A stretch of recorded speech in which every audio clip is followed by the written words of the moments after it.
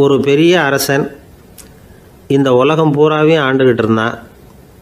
ரொம்ப காலம் அப்படி அரசாட்சி பண்ணிக்கிட்டு இருந்தான். திடீர்னு அவனுக்கும் சில எதிரிகள் முளைச்சாங்க. அவங்கெல்லாம் ஒன்று சேர்ந்து இவனை தோற்கடிச்சுட்டாங்க. தோற்று போனதும் இவனுக்கு பயம் வந்துட்டுது, எங்கே எதிரிகள் நம்ம கொண்டுடுவாங்களோ அப்படின்னு. வெளியில் வந்தால் தனக்கு ஆபத்துன்னு பயந்துக்கிட்டு யாருக்கும் தெரியாமல் ஒரு குகைக்குள்ளே போய் பதுங்கி கிடக்கிறான். நிலைமையை பாருங்கள். முதல் நாள் அரண்மனையில் அதிகாரம் பண்ணிக்கிட்டு இருந்தவன் மறுநாள் குகையில் பயந்து போய் பதுங்கி கிடக்கிறான். ராத்திரி நேரம் வந்தது, பசி வயத்தை கிள்ளுது, பிச்சை எடுத்து சாப்பிட வேண்டிய நிலைமை. பிச்சை எடுக்கிறதுக்கு பாத்திரம் வேணுமே, என்ன பண்ணுறது அப்படின்னு அங்கேயும் இங்கேயும் பார்க்குறான். ஒரு மூலையில் யாரோ விட்டுட்டு போன ஒரு ஓடு கிடக்குது. அதை எடுத்துக்கிட்டு புறப்பட்டான். இருட்டில் வழி புரியல. ஏதோ ஒரு யூகத்தில் காலை மெதுவாக எடுத்து வச்சு நடந்து போயிட்டுருக்கிறான். வழியில் ஒரு கருப்பு நாய் படுத்து கிடந்தது. இருட்டில் அவன் இது கண்ணுக்கு சரியாக தெரியல. அவனுக்கு தவறி போய் காலை வச்சுட்டான். அது மேலே நாய் சும்மா இருக்குமா, வள்ளுன்னு விழுந்து கடிச்சு விட்டுது. காலை பார்க்குறான், காலத்தையும் நினச்சி பார்க்குறான். அரண்மனையில் வீரக்கழல் அணிந்த காலை உடைய மன்னா அப்படின்னு புகழ்வாங்களே புலவர்கள்லாம். ஆனால் அது இன்றைக்கி நாய் கடித்த காலம் ஆகிட்டுதே அப்படின்னு நினைக்கிறான். அது மட்டும் இல்லை, முன்னாடியெல்லாம் பொற்கிண்ணங்களில் தான் அவன் சாப்பிடுவான். ஆனால் இப்போது உடஞ்சி போன ஓட்டு, அது ஓட்டை கையில் வச்சுக்கிட்டு நிற்கிறான். அதில் யாராவது சாப்பாடு போடுவாங்களான்னு. முன்னாடியெல்லாம் நிறைய பேர் அரண்மனைக்கு வருவாங்க. அரசருக்கு காணிக்கைன்னு சொல்லி இவன் காலடியில் கொண்டாந்து கொட்டுவாங்க. அப்போல்லாம் இவன் அந்த ஜனங்களுடைய முகத்தை திரும்பி கூட பார்க்கறதில்ல. ரொம்ப கர்வமாக உட்காந்துருப்பான். அதே ஆள் இன்றைக்கி எல்லார் கண்ணுலேயும் படுறது மாதிரி பிச்சை எடுத்துக்கிட்டு இருக்கிறான்.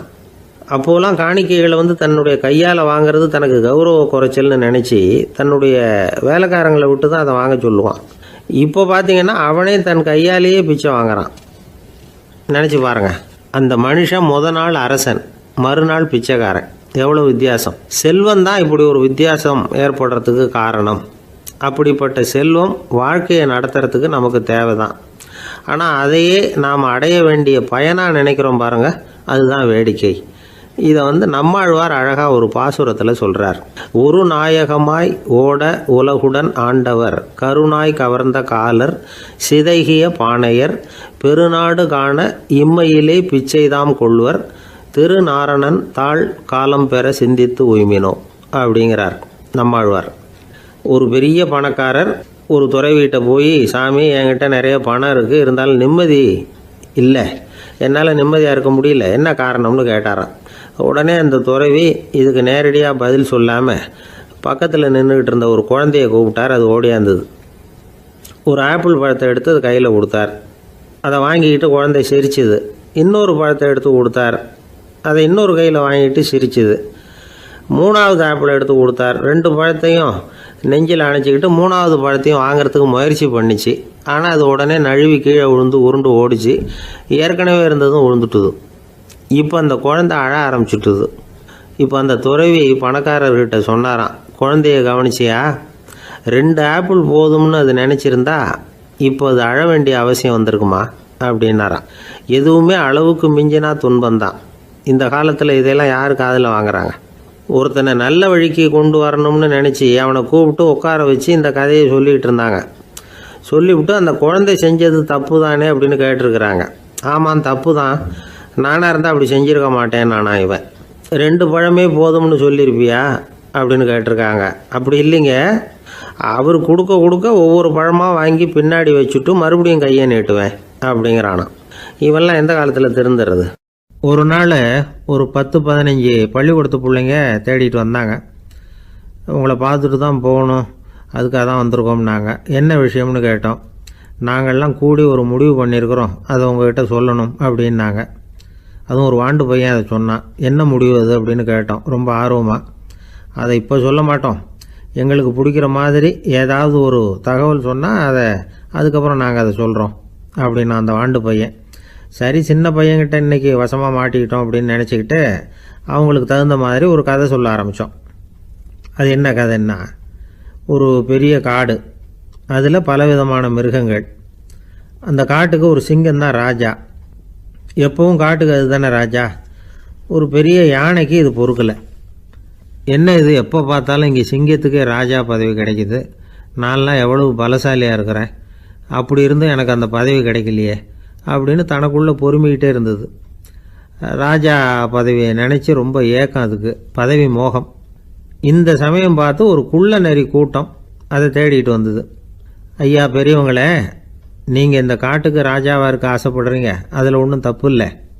ஆனால் அதுக்கு முன்னாடி நீங்கள் எங்கள் கூட்டத்துக்கு கொஞ்ச நாள் தலைவராக இருங்க, அதாவது ராஜாவாக இருங்களேன், உங்களுக்கும் ஒரு ட்ரைனிங் கிடைச்சது மாதிரி இருக்கும் அப்படின்னு சொல்லியிருக்குது இந்த கூட்டம், குள்ள நரி கூட்டம். இதை கேட்ட உடனே யானைக்கு ரொம்ப சந்தோஷம் தாங்கலை. அதுதான் எப்போன்னு பதவிக்காக காத்துக்கிட்டு இருக்குதே. இருந்தாலும் கொஞ்சம் பிகுவோட, சரி நீங்கள்லாம் இவ்வளோ தூரம் என்னை தேடிட்டு வந்து கேட்கறதுனால மறுக்க முடியல அப்படின்னு ரொம்ப ஏதோ அவளுக்கு சிரமப்பட்டு ஒத்துக்கிறது மாதிரி ஒத்துக்கிட்டது. ஏதோ உங்கள் ஆசைக்கு கட்டுப்படுறேன், கொஞ்ச நாள் உங்கள் கூட்டத்துக்கு ராஜாவாக இருக்கிறதுக்கு சம்மதிக்கிறேன் அப்படின்னுது. உடனே அந்த யானை ராஜ நட போட ஆரம்பிச்சிட்டுது. யானை சாதாரணமாக நடந்தாவே எப்படி இருக்குங்கிறது நமக்கு தெரியும். அதுவே ராஜ நடந்தால் எப்படி இருக்கும் கற்பனை பண்ணி பாருங்கள். யானை முன்னாடி கம்பீரமாக போய்கிட்டு இருக்குது, தலைவர் இல்லையா, அதனால் குள்ள நரிகள்லாம் ரொம்ப அடக்கமாக அது பின்னாடி அணிவகுத்து போயிட்டு இருக்குது. ராஜா வாழ்க, மன்னர் வாழ்க அப்படின்னு கோஷம் வேற. யானைக்கு தலைகால் புரியல, அவ்வளவு சந்தோஷம். அந்த யானைக்கு செருக்கு, ஆணவம் எல்லாம் ஏற்பட்டு போச்சு. அதுக்கப்புறம் அது தரையை பார்க்குமா, நிமிர்ந்து நடக்க ஆரம்பிச்சுட்டுது. தரையை பார்க்குறதே இல்லை. அப்படி போயிட்டுருக்கிறப்போ ஒரு சதுப்பு நிலத்தில் திடீர்னு காலை வச்சுட்டுது. அவ்வளோதான், கால் உள்ளே போட்டுது. இன்னொரு காலை எடுத்து வச்சுது, அதுவும் உள்ளே போட்டுது. அந்த 2 காலையும் எடுக்கிறதுக்காக அடுத்த 2 காலையும் அழுத்திச்சு, அதுவும் உள்ளே போக ஆரம்பிச்சுட்டுது. இப்போ 4 காலம் வசமாக சேத்துல அழுந்தி போச்சு, எடுக்க முடியல. குள்ள நரிகள்லாம் அதை சுற்றி வந்தது. சிலது சுற்றி நின்று டான்ஸ் ஆட ஆரம்பிச்சுட்டுது யானையை பார்த்துட்டு. இதை யானை பார்த்தது. என்ன இது, தலைவர் நான் தவிச்சிக்கிட்டு இருக்கிறேன், தொண்டர்கள்லாம் சுற்றி நின்று வேடிக்கை பார்த்துக்கிட்டு இருக்கிறீங்க, டான்ஸ் ஆடுறீங்க அப்படின்னு கேட்டுதான். தொண்டர்களே, தலைவர் நான் தவிச்சிக்கிட்டு இருக்கிறது உங்களுக்கு தெரியலையா? இப்போ உடனே உங்கள் தலைவரை காப்பாற்ற வேண்டியது உங்கள் கடமை இல்லையா அப்படின்னு கத்துச்சான் அந்த யானை. குள்ள நரிகளில் ஒன்று முன்னாடி நின்று அந்த யானையை பார்த்து தான், தலைவரே எங்களுக்கு ரொம்ப நாளாக ஒரு ஆசை, அந்த ஆசையை நிறைவேற்றிக்கிறதுக்காகத்தான் உங்களை எங்கள் தலைவராக ஏற்றுக்கிறோம்னு சொன்னோம் அப்படின்னு தான். என்ன ஆசைன்னு கேட்டிருக்கு யானை. யானை கறி சாப்பிட்டு பார்க்கணுங்கிறது எங்களுக்கு ரொம்ப நாளாக ஆசை, அது இன்றைக்கி தான் நிறைவேற போகுது அப்படின்னு தான் அந்த நரி. இதை கேட்ட உடனே அந்த யானை அப்படியே மூர்ச்சி ஆகிட்டு தான். நரிகள்லாம் அது மேலே ஏறி குதற ஆரம்பிச்சுட்டு தான். பதவி மேலே இருந்த பேராசை அந்த பலசாலியான யானையையே மாட்டி விட்டுட்டுது பார்த்தீங்களா அப்படின்னு சொல்லி முடித்தோம் இந்த கதையை அந்த சின்ன பிள்ளைங்கக்கிட்ட. சரிங்க, இப்போ நாங்கள் உங்களை தேடி வந்த விஷயம் என்னங்கிறத சொல்லவா அப்படின்னா ஒரு வாண்டு பையன். சீக்கிரம் சொல்லு தம்பி, சஸ்பென்ஸ் தாங்கலை அப்படின்னோம். அவன் மெதுவாக எங்களை பார்த்து சொல்கிறான், எங்களுக்கு கொஞ்ச நாள் நீங்கள் தலைவராக இருந்தால் தேவலை அப்படின்னா. ஒரு ஊரில் ஒரு கோயில் இருந்தது, ரொம்ப பழைய கோயில். உள்ளே போகிறதுக்கே பயமாக இருக்கும், எந்த நேரத்தில் இடிஞ்சு விழுந்துருமோ அப்படிங்கிற பயம். அப்படி இருந்ததுனால யாரும் துணிஞ்சு சாமி கும்பிடுறதுக்கு அங்கே போகிறதில்ல. கோயிலுக்கு வர்ற கூட்டம் கொஞ்சம் கொஞ்சமாக குறைய ஆரம்பிச்சுட்டுது. கோயில் நிர்வாகிகள் எல்லாரும் கூடி உட்காந்து பேசினாங்க. என்ன பண்ணலாம்னு யோசனை பண்ணாங்க. எந்த இடம் மோசமாக இருக்கோ அந்த இடத்த பழுது பார்த்தாங்க. அங்கே எங்கே வர்ணத்தை பூசி கொஞ்சம் அழகுபடுத்தி பார்த்தாங்க. ஏதோ இந்த ஊரில் கோயில்னு ஒன்று இருக்குது, அது மக்களுக்கு தெரியணும் அப்படிங்கிறதுக்காகத்தான் இப்படிலாம் பண்ணாங்க. இருந்தாலும் கோவில் இருக்கிற நிலைமை மக்களுக்கு தெரியும், அதனால் அங்கே வர்றது குறைச்சிக்கிட்டாங்க அவங்க. ஒரு கட்டத்தில் யாருமே வர்றதில்லை, நிலைமை அந்த அளவுக்கு ஆயிட்டுது. மறுபடியும் கோவில் நிர்வாகிகள் கூட்டம் நடந்தது. இந்த கூட்டம் கூட கோயிலுக்கு உள்ளே நடக்கலை, இடிஞ்சு விழுந்துருமோங்கிற பயம். அதனால் வெளியில் தான் உட்காந்து கூட்டத்தை நடத்தினாங்க. ஏன்னா உள்ளே போகிறதுக்கு அவங்களுக்கும் துணிச்சல் கிடையாது, எந்த நேரமும் விழுந்துரும் போல் இருந்தது அது. அது வழியாக போகிறவங்க கூட வேகமாக அந்த இடத்த கடந்து போக ஆரம்பிச்சிட்டாங்க. கோவில் நிர்வாகிகள் வெளியில் உட்காந்து கூட்டம் போட்டாங்க இல்லையா, அந்த கூட்டத்தில் 4 தீர்மானங்களை நிறைவேற்றினாங்க.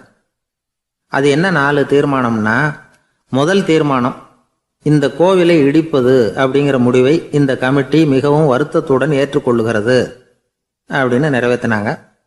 இதுக்கு பதிலாக இன்னொரு கோவிலை உடனடியாக கட்டி முடிச்சுடணுங்கிறது 2வது தீர்மானம். 3வது தீர்மானம் என்ன தெரியுமா, பழைய கோவிலின் கதவுகள், அதிலிருந்து பிரித்து எடுக்கிற செங்கல், இதையே புது கோவில் கட்டுவதற்கு பயன்படுத்தி கொள்ள வேண்டியது. பழைய கோவில் இருந்த மாதிரியே அதே வடிவத்தில் புது கோவிலையும் கட்ட வேண்டியது. பழைய கோவிலின் அஸ்திவாரத்தை அப்படியே வச்சுக்கிட்டு அதுக்கு மேலே நாம் கோயிலை கட்டிக்க வேண்டியது. இதுதான் 3வது தீர்மானம். இதையும் கமிட்டி முழு மனசோடு ஏற்றுக்கிட்டது. இது வரைக்கும் சரி. இப்போ அந்த கமிட்டி 4வதாக ஒரு முக்கியமான தீர்மானத்தை கொண்டுக்கிட்டு வந்து அதையும் ஏகமனதாக நிறைவேற்றி விட்டது. அது என்ன தீர்மானம்னா, புதிய கோவில் கட்டி முடிக்கிற வரைக்கும் பழைய கோவிலை இடிக்கிறதில்லை அப்படிங்கிற தீர்மானம். எப்படி இருக்குது பாருங்கள் இது. பழசை இடிக்காத வரையில் அதே இடத்துல புதுசாக எப்படி கட்ட முடியும்? பல விஷயங்களில் நாம் நடந்துக்கிற முறையும் இப்படி தான் இருக்குதான். வாழ்க்கையில் முன்னேறணும்னு ஆசைப்படுவோம். அதே நேரத்தில் அந்த முன்னேற்றத்துக்கு எது தடையாக இருக்கோ அதை விட்டு விடுறதுக்கும் மனசு வராது. வெளிநாட்டில் ஒரு பெரிய விருந்து நடந்துக்கிட்டு இருந்துதான். எல்லாரும் மது கோப்பையும் கையுமா அலைஞ்சிக்கிட்டு இருக்கிறாங்க. ஒருத்தர் மட்டும் கையில் எதுவும் இல்லாமல் ரொம்ப நல்ல பிள்ளையா சாதுவா ஒரு ஓரமாக தனியாக உட்காந்துருக்கிறார். அவர்கிட்ட நெருங்கி வாங்க மது சாப்பிட்லாம் அப்படின்னு கூப்பிட்டாங்களாம். என்னை வற்புறுத்தாதீங்க, நான் என் மனசுக்குள்ளே உறுதியாக தீர்மானம் பண்ணிவிட்டேன் அப்படின்னாராம். என்ன தீர்மானம் பண்ணியிருக்கீங்க அப்படின்னு கேட்டிருக்காங்க. ஏற்கனவே முழு போதையில் இருக்கும் பொழுது மறுபடியும் மது கோப்பையை தொடரதில்லை அப்படின்னு தீர்மானம் பண்ணியிருக்கேன் அப்படின்னாராம். ஒரு ஊரில் ஒரு குரு இருந்தார், ஜென் குரு. அவரை தேடிட்டு ஒரு மன்னர் வந்தார். வந்தவர் ஜப்பான் மன்னர். தோட்டக்கலையை பற்றி தெரிஞ்சுட்டு போகிறதுக்காக அவர் வந்தார்.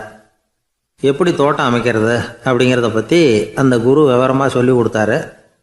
1 நாள் 2 நாள் இல்லை, 3 வருஷம் கற்றுக் கொடுத்தார். அதுக்கப்புறம் சொன்னார், நான் கற்றுக் கொடுத்துட்டேன், இனிமேல் நீங்கள் போகலாம், போய் தோட்டம் அமைக்கலாம். அதுதான் உங்களுக்கு பரிசை. தோட்டம் அமைச்ச பிறகு சொல்லி அனுப்புங்க, நான் வந்து பார்க்குறேன். நீங்கள் இங்கே என்னவெல்லாம் கற்றுக்கிட்டீங்களோ அதையெல்லாம் அங்கே செயல்முறையில் செஞ்சு காட்டுங்க அப்படின்னு சொல்லி அனுப்பி வச்சார். மன்னர் போனார். அரண்மனைக்கு பக்கத்திலே ஒரு பெரிய தோட்டத்தை உண்டு பண்ணினார். அழகான மரங்களையும் செடிகளையும் உருவாக்கினார். கிட்டத்தட்ட 1000 தோட்டக்காரர்களை பயன்படுத்தி 3 வருஷங்கள் முயற்சி பண்ணி அந்த அழகான தோட்டத்தை உருவாக்கினார்.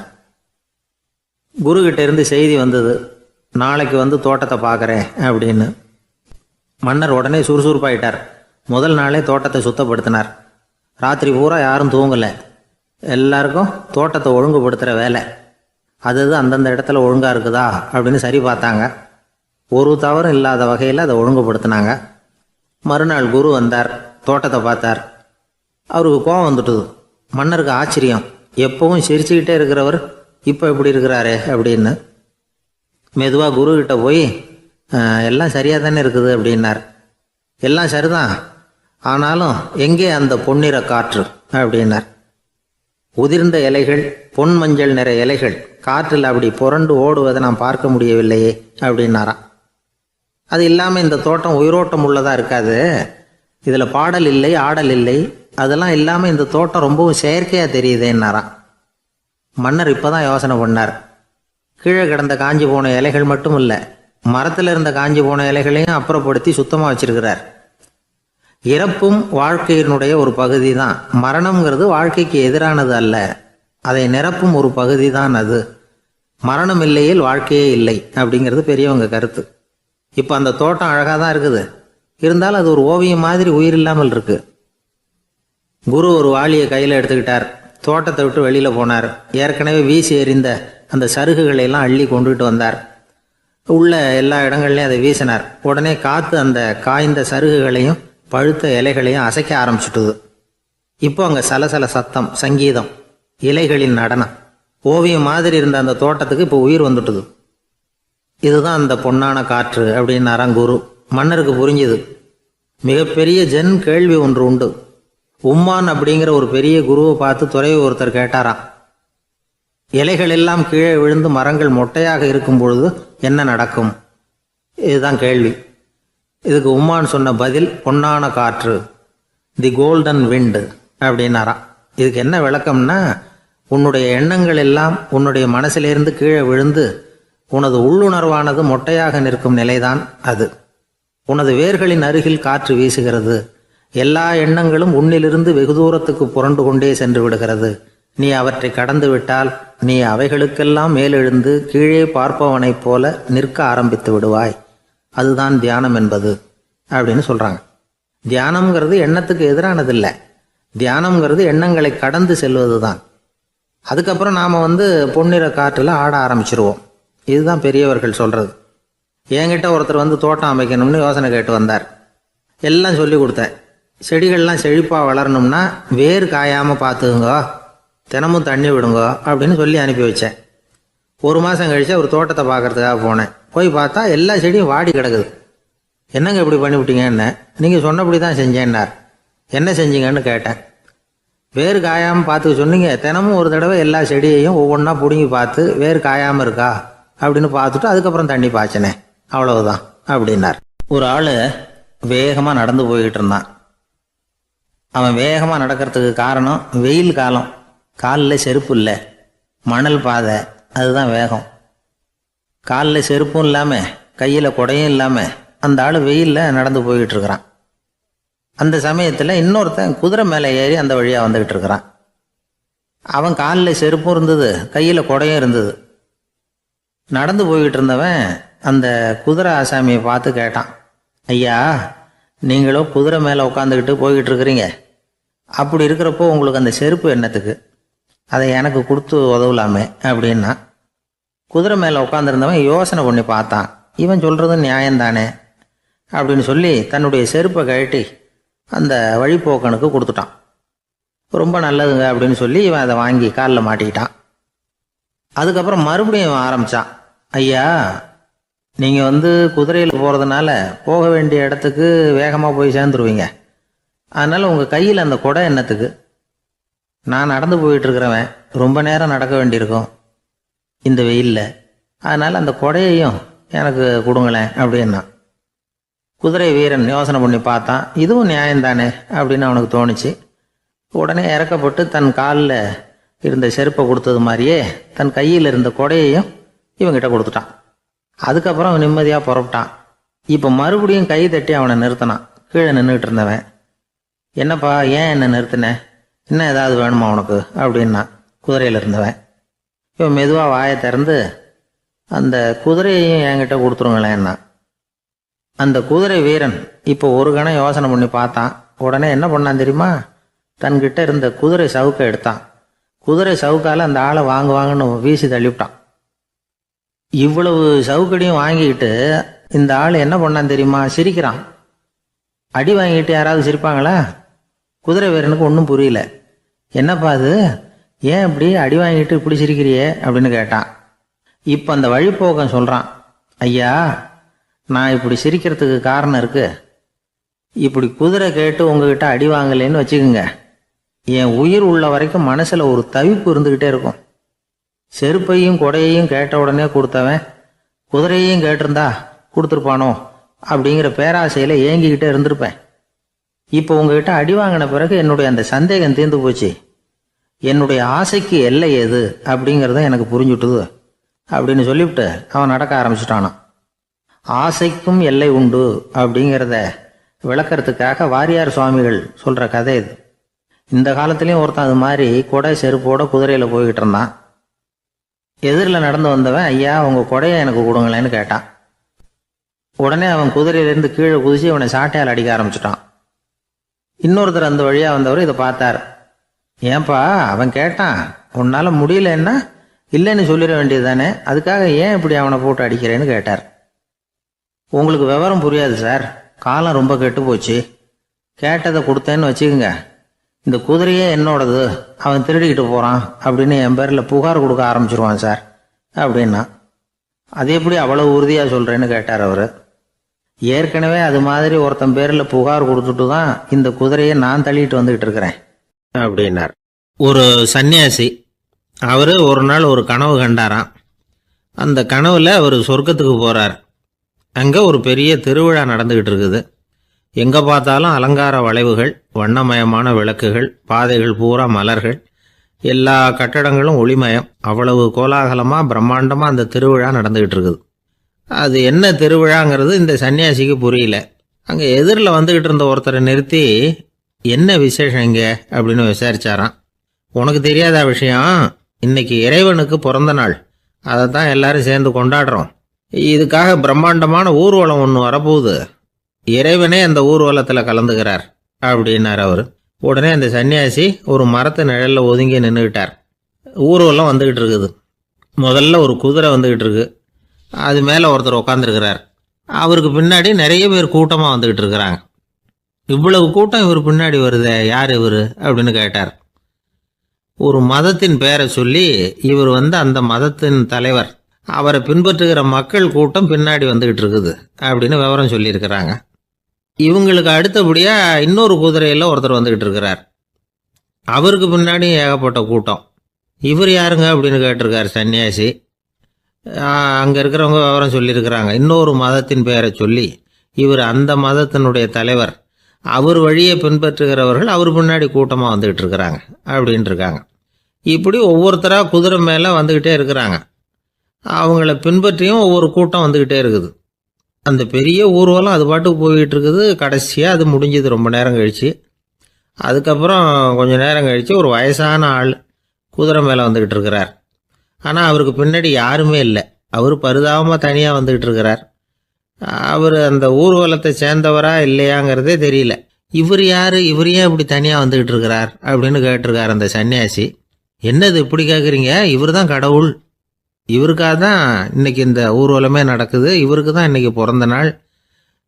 முன்னாடி போகிற ஊர்வலம் பூரா இவருடைய பிறந்த நாளை கொண்டாடுறதுக்காக தான் அப்படின்ட்டுருக்காங்க. இதை கேட்டதும் அந்த சன்னியாசிக்கு திடுக்குன்னு தூக்கி போட்டிருக்கு. இது வரைக்கும் கனவு கண்டுகிட்டு இருந்தவர் முடிச்சுக்கிட்டார். அதுக்கப்புறம் தான் யோசித்து பார்த்துருக்கார். உண்மைதான், மக்கள் எல்லாரும் பக்தி மார்க்கத்தில் போகிறதா நினச்சிக்கிட்டு பாதம் மாறி போய்கிட்டு இருக்கிறாங்க. கடவுளை பின்பற்றுவதாக நினைக்கிறாங்க பக்தர்கள். ஆனால் கடவுளுக்கு பின்னாடி யாருமே இல்லை. இன்னமும் இயல்பாக இதை பற்றி யோசித்து பார்த்தா உண்மைக்கு பின்னாடி தான் நான் போய்கிட்டு இருக்கேன் அப்படின்னு நிறைய பேர் சொல்கிறாங்க. ஆனால் அந்த உண்மை அனாதையாக போய்கிட்டு இருக்குது. அப்படி ஆயிட்டுது உலகம். இந்த காலத்துலேயும் ஒரு ஊர்வலம், ஒரு பெரிய மனுஷருக்கு பிறந்த நாள் விழா. அவர் குதிரை மேலே ஏறி முன்னாடி போய்கிட்டு இருக்கிறார். அவருக்கு பின்னாடி ஒரு 100 பேர் தொண்டர்கள் அவங்க பாட்டுக்கு போகிறாங்க. எல்லாம் பணம் கொடுத்து ஏற்பாடு பண்ணவங்க. எல்லாம் பணம் வாங்கிட்டு முன்னாடி போயிட்டு இருக்கிறாங்க. கொஞ்சம் தூரம் நடந்ததும் கால் வலிக்க ஆரம்பிச்சுட்டுது. ஒவ்வொருத்தரும் அப்படியே ஒதுங்க ஆரம்பிச்சிட்டாங்க. அதான் முன்னாடியே பணம் கிடச்சிட்டுதே, இனிமேல் ஒதுங்கினா என்னன்னு ஒதுங்கிட்டாங்க. ஒரு கட்டத்தில் குதிரையில் போகிறவர் தற்செயலாக திரும்பி பார்க்குறாரு. பின்னாடி யாருமே இல்லை. எல்லோரும் ஓடி போயிட்டாங்க. ஒரே ஒரு ஆள் மட்டும் ரொம்ப விசுவாசமாக பின்னாடி நடந்து வந்துக்கிட்டு இருந்தான். ஏன்ப்பா நீ மட்டும் வந்துக்கிட்டு இருக்கிறியே, நீ வீட்டுக்கு போகலையான்னு கேட்டிருக்காரு அவர். நீங்கள் அந்த குதிரையையும் அதுக்குள்ள வாடகை பணத்தையும் கொடுத்துட்டீங்கன்னா நானும் போயிடுவேன் அப்படின்னு நானாம் இந்த ஆள். ஒரு ஊர்ல ஒருத்தர் இருந்தார். ரொம்ப நல்லவர். யாருக்காவது ஏதாவது கொடுத்துக்கிட்டே இருப்பார். கொடையாளி. தினமும் யாராவது ஒருத்தருக்கு ஏதாவது கொடுக்கலன்னா அவருக்கு தூக்கம் வராது. அப்படி ஒரு பழக்கம். அது மட்டும் இல்லை, அவர் கொடுக்கறது அடுத்தவங்களுக்கு தெரியாது. அவ்வளவு ரகசியமா அதை கொடுப்பார். வலது கை கொடுக்கறது இடது கைக்கு தெரியக்கூடாதுன்னு சொல்லுவாங்கல்ல, அது மாதிரி அவர். ஒரு நாள் ராத்திரி அவர் ஏற்கனவே தயாராக கட்டி வச்சிருந்த பணம் முடிச்ச கையில் எடுத்துக்கிட்டு வீட்டை விட்டு வெளியில் வந்தார். தெருவில் இறங்கி நடந்தார். இன்னைக்கு யாருக்கு தர்மம் செய்யறது அப்படின்னு யோசனை பண்ணிட்டு இருட்டில் நடந்து வந்துகிட்டு இருக்கிறார். யாரோ ஒருத்தர் எதிரில் வர்றது மாதிரி தெரிஞ்சுது. உடனே அவர் கிட்ட போனார். தன்கிட்ட இருந்த பணம் முடிச்சு அவசரமாக அவர் கையில் திணிச்சுட்டு திரும்பி வந்துட்டார். அப்பாடா, ஒரு வழியாக யாருக்கும் தெரியாமல் இன்னைக்கு தர்மம் பண்ணியாச்சு அப்படிங்கிற மகிழ்ச்சி, மன நிறைவு அவர் முகத்தில். நிம்மதியாக தூங்கினார். அப்புறம் எழுந்திரிச்சார். மறுநாள் காலையில் ஊர் பூரா ஒரே பேச்சு. என்ன பேச்சுன்னா, நேற்று ராத்திரி ஒரு திருடன் கையில் யாரோ பணத்தை கொடுத்துட்டு போயிருக்கிறாங்க அப்படின்னு எல்லாரும் பேசிக்கிட்டு இருக்கிறாங்க. இதை கேள்விப்பட்டதும் அந்த பெரியவருக்கு ரொம்ப வருத்தமாக போச்சு. அடடா, போயும் ஒரு திருடனுக்காக உதவி பண்ணியிருக்கிறோம், பிரயோஜனம் இல்லாமல் போட்டுதே அப்படின்னு நினைச்சார். சரி, இன்னைக்கும் யாருக்காவது உதவி பண்ணணும் அப்படின்னு முடிவு பண்ணினார். ராத்திரி நேரம் வந்தது. இவர் வழக்கம் போல தெருவில் இறங்கி நடந்தார். கையில் பணம் முடிச்சு. எதிரில் ஒரு பொன் உருவம் மங்கலா தெரிஞ்சது. இவர் உடனே அந்த பெண்கிட்ட பணத்தை கொடுத்துட்டு திருப்தியாக திரும்பி வந்துட்டார். மறுநாள் காலையில் ஊர் பூரா என்ன பேசிக்கிட்டாங்க தெரியுமா? நேற்று ராத்திரி நெறி தவறி நடக்கிற ஒரு பெண்ணின் கையில் யாரோ பணத்தை வச்சுட்டு போயிருக்கிறாங்க அப்படின்னு எல்லாரும் பேசிக்கிறாங்க. அடடா, இன்னைக்கும் தவறுதலாக நடந்து போச்சு அப்படின்னு ஒரு வருத்தப்பட்டார். இருக்கட்டும், இன்னைக்கும் ஏதாவது தர்மம் பண்ணுவோம் அப்படின்னு நினச்சிக்கிட்டாரு. 3வது நாள் ராத்திரியும் புறப்பட்டார். இப்பவும் எதிரில் ஒருத்தர் வந்தார். இவர் பணத்தை கொடுத்தார், திரும்பி வந்துட்டார். மறுநாள் மக்கள் என்ன பேசிக்கிட்டாங்கன்னா, நேற்று ராத்திரி ஒரு செல்வந்தர் கையில் யாரோ பணத்தை கொடுத்துட்டு போயிருக்கிறாங்க அப்படின்னு பேசிக்கிட்டாங்களாம். அவருக்கு ரொம்ப வருத்தமாக போட்டுது. என்ன இது, தினம் இப்படி ஆகிட்டு இருக்குதே அப்படின்னு நினச்சிக்கிட்டே படுத்து தூங்கினார். அன்னைக்கு ராத்திரி ஒரு கனவு. அந்த கனவுல இறைவன் வந்து சொன்னாராம், இதை பாருப்பா, நீ கொடுத்த தர்மம் வீணா போயிடல.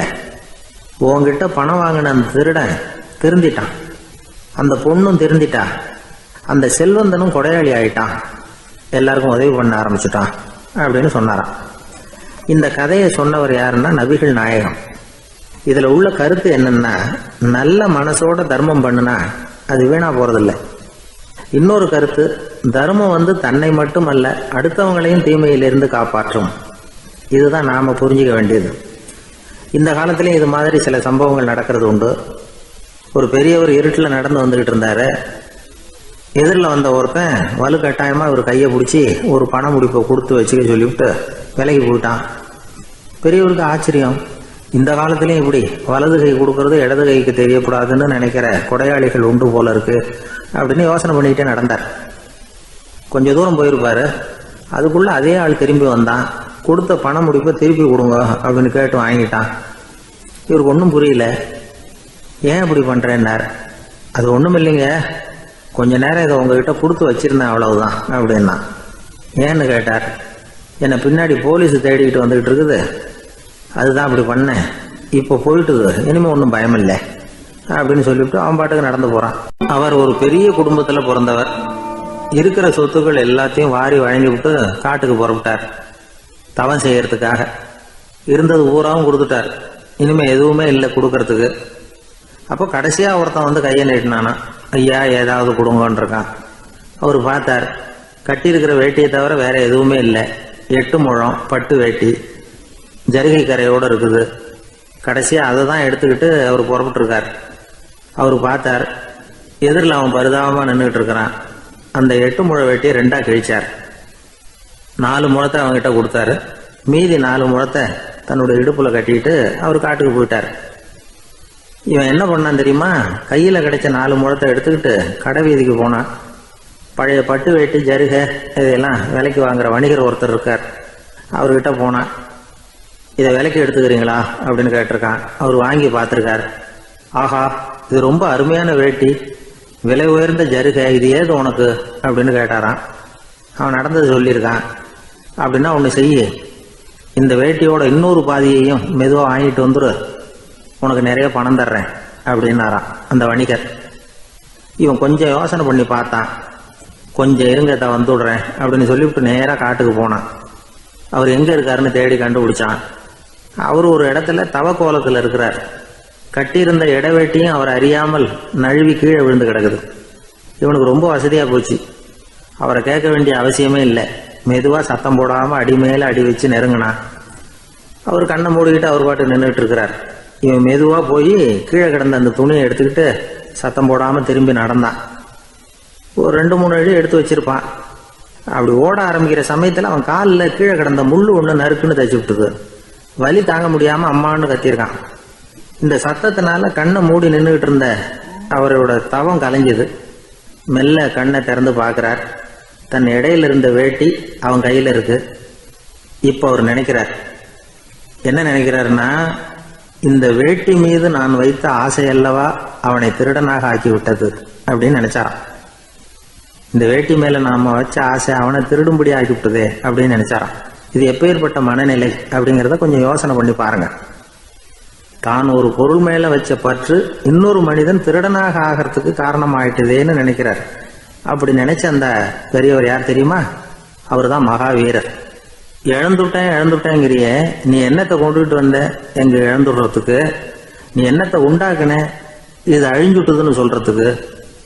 இதுதான் அவருடைய சிந்தனை. இன்றைக்கு நம்ம சிந்தனையெல்லாம் வேற மாதிரி இருக்குது. ஒருத்தன் நடுத்தருவில் உட்காந்து அழுதுகிட்டு இருந்தான். அந்த வழியா வந்தவர் ஒருத்தர், ஏன்பா அழறேன்னு கேட்டாராம். 5 ரூபா சார், இந்த இடத்துல விழுந்துட்டுது, ரொம்ப நேரமா தேடுறேன், கிடைக்காது போல இருக்கு அப்படின்னு சொல்லிவிட்டு அழறான். எப்போ தொலைஞ்சதுன்னு கேட்டாராம் அவரு. அது எனக்கு தெரியாது சார், பணத்தை தொலைச்சவன் தேடி பார்த்துட்டு போயிட்டான், நான் அவனுக்கு பின்னாடி தேட வந்தவன் அப்படின்னு நானா. இவன் நம்மள மாதிரி ஒரு ஆசாமி அவன் நம்மள மாதிரியே கற்பனை பண்ணான். அதாவது நாம தான் இந்த உலகத்துல ரொம்பவும் கஷ்டப்படுறோம், மற்றவங்க எல்லாம் சந்தோஷமா இருக்கிறாங்க அப்படின்னு அவன் நினைச்சுக்கிட்டான். அவன் ஒரு நாள் கடவுளை வேண்டிக்கிட்டானான். சுவாமி, இந்த உலகத்துல எவ்வளவோ பேர் இருக்கிறாங்க, ஒவ்வொருத்தருக்கும் ஒவ்வொரு விதமான கஷ்டம் இருக்கலாம், ஒத்துக்கிறேன். இருந்தாலும் எனக்கு அது கொஞ்சம் அதிகமா இருக்கிறது மாதிரி தெரியுது. அதனால நீங்க எனக்காக ஒரு சின்ன உதவி செஞ்சா போதும். அது வேற ஒண்ணும் இல்ல, என்கிட்ட இருக்கிற துயரங்களை இன்னொருத்தர் யாருகிட்டயாவது கொடுத்துருங்க, அவர்கிட்ட இருக்கிற துயரங்களை என்கிட்ட மாத்தி கொடுத்துருங்க. ஒரு மியூச்சுவல் டிரான்ஸ்பர், அவ்வளவுதான். அப்படி பண்ணிவிட்டா போதும் அப்படின்னு வேண்டிக்கிட்டானான். அன்னைக்கு ராத்திரியே அவன் ஒரு கனவு கண்டிருக்கான். வானத்திலிருந்து ஒரு குரல் கேட்டிருக்கு. அது என்ன சொல்லிச்சு தெரியுமா? ஏ ஜனங்களே, எல்லாரும் அவங்கவங்க கஷ்டங்களை ஒரு பையில போட்டு எடுத்துக்குங்க. அப்படி எடுத்துக்கிட்டு நேரா இந்த ஊர் எல்லையில இருக்கிற கோயிலுக்கு வந்து சேருங்க அப்படின்னு அந்த குரல். ஆஹா, கடவுள் நம்ம பிரார்த்தனைக்கு செவி சாய்ச்சுட்டார் அப்படின்னு சந்தோஷப்பட்டான் இவன். உடனே என்ன பண்ணா, தன்கிட்ட இருந்த கஷ்டத்தையெல்லாம் ஒரு சாக்கு பையில போட்டு எடுத்துக்கிட்டான். வீட்டை விட்டு வெளியில வந்தான். தெருவில் இறங்கி நடக்கிறான். அங்க பார்த்தா ஏகப்பட்ட பேர் ஆளுக்கு ஒரு பைய தூக்கிக்கிட்டு கோயிலுக்கு போயிட்டு இருக்கிறாங்க. சில பேர் மூட்டையா கட்டி தலையில சுமந்துக்கிட்டு போயிட்டு இருக்கிறாங்க. இவன் பார்த்தான். இவனுக்கு ரொம்ப ஆச்சரியமா இருந்தது. ஏன்னா எல்லாரும் வச்சிருக்கிற பைய இவன் பைய விட பெருசா இருந்தது. இவன் பை தான் இருக்கிறதுலயே கொஞ்சம் சின்னதா தெரிஞ்சது. இப்ப அவன் மறுபடியும் சாமியை வேண்டிக்கிட்டான். கடவுளே, இப்ப உள்ள சூழ்நிலையை கவனிச்சா என்கிட்ட இருக்கிற பைய பரவாயில்லன்னு தோணுது. அதனால வேற பை எதையும் மாத்த வேணாம், இதுவே பரவாயில்ல, இந்த பையோட திரும்பி வீட்டுக்கு போனா போதும்னு நினைக்கிறேன் அப்படின்னு ஏதோ நினைக்க ஆரம்பிச்சுட்டான் அவன். எல்லாரும் கோயிலுக்கு போய் சேர்ந்தாங்க. கோயில்ல அந்த குரல் மறுபடியும் கேட்டுது. எல்லாரும் அவங்கவுங்க பைகளை சோகத்துல தொங்க விடுங்க.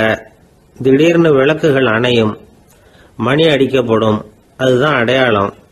அந்த சமயத்துல இருட்டுல உங்களுக்கு வேண்டிய பைய நீங்க மாத்தி எடுத்துக்கலாம், தேர்ந்தெடுத்துக்கலாம். வெளிச்சம் இருக்கிறப்பவே உங்களுக்கு பிடிச்ச பைக்கு பக்கமா பார்த்து நீங்க நின்னுக்கலாம் அப்படின்னு சொல்லி விவரம் சொல்லிச்சான் அந்த குரல். அப்படி சொன்னதுக்கு அப்புறம் திடீர்னு விளக்கு அணைஞ்சுது, மணி அடிச்சுது. கொஞ்ச நேரம் கழிச்சு மறுபடியும் விளக்குகள்லாம் எரிஞ்சுது. இப்போ பார்த்தா எல்லாரும் அவங்கவுங்க பையையே கெட்டியா பிடிச்சிக்கிட்டு நிக்கிறாங்க. இவனும் அப்படியே நிக்கிறான். இவன் மெதுவா பக்கத்துல நிக்கிறவங்க கிட்ட கேட்டானா, ஏன் நீங்க பைய கையிலேயே வச்சிருக்கிறீங்க, செவுத்துல மாட்டலையா அப்படின்னு கேட்டிருக்கான். இல்லப்பா, நீ ஏன் கையிலேயே வச்சிருக்கிறியோ அதே காரணத்துக்காக தான் நாங்களும் வச்சிருக்கிறோம். நம்ம கவலைகளை பத்தி நமக்கு ஓரளவுக்காவது தெரியும். ஆனா மற்றவங்க கவலைகள் நமக்கு பரிச்சயம் இல்லாதவை, பழக்கம் இல்லாதது. அதனால நமக்கு தெரிஞ்ச கவலைகளை சமாளிக்கிறது சுலபம். தெரியாததை சமாளிக்கணும்னா மறுபடியும் ஆரம்பத்தில இருந்து ஆரம்பிக்கணும். அதனால பழைய நண்பர்களோட வாழறது தான் மேல் அப்படின்னு நானான். அதுக்கப்புறம் அவன் தன்னோட பைய போதும்னு வீட்டுக்கு திரும்பி வந்துட்டானான். இது ஒரு பெரியவர் சொல்லி இருக்கிற கதை. அதனால நம்ம கிட்ட இருக்கிற கஷ்டங்கள் தான் பெருசு, அதை இன்னொருத்தங்கிட்ட கொடுத்துட்டு மாத்திக்கலாம் அப்படின்னு நினைக்கிறது தப்பு. இதே மாதிரி இன்னொரு சம்பவம். ஒரு ஊர்ல ஒரு நாள் ராத்திரி ஆகாயத்தில இருந்து கடவுள் குரல் கேக்குது. இந்த ஊர்ல இருக்கிற ஜனங்கள்லாம் கொஞ்சம் கவனிங்க, உங்களுக்கு ஒரு செய்தி. அதாவது இங்க இருக்கிற ஜனங்கள்லயே கொஞ்சம் கூட கவலையே இல்லாத ஆள் யாருன்னு எனக்கு தெரியணும். அதனால எல்லாரும் அவங்கவுங்க கவலைகளை ஒரு பையில போட்டு எடுத்துக்கிட்டு கோயிலுக்கு வாங்க அப்படின்னாரு கடவுள். உடனே வரிசையா எல்லாரும் வர ஆரம்பிச்சாங்க. எல்லார் கையிலயும் பை இருந்தது, சின்னதும் பெருசுமா. கவலையே இல்லாத ஆள் யாருன்னு தேடினார் கடவுள்.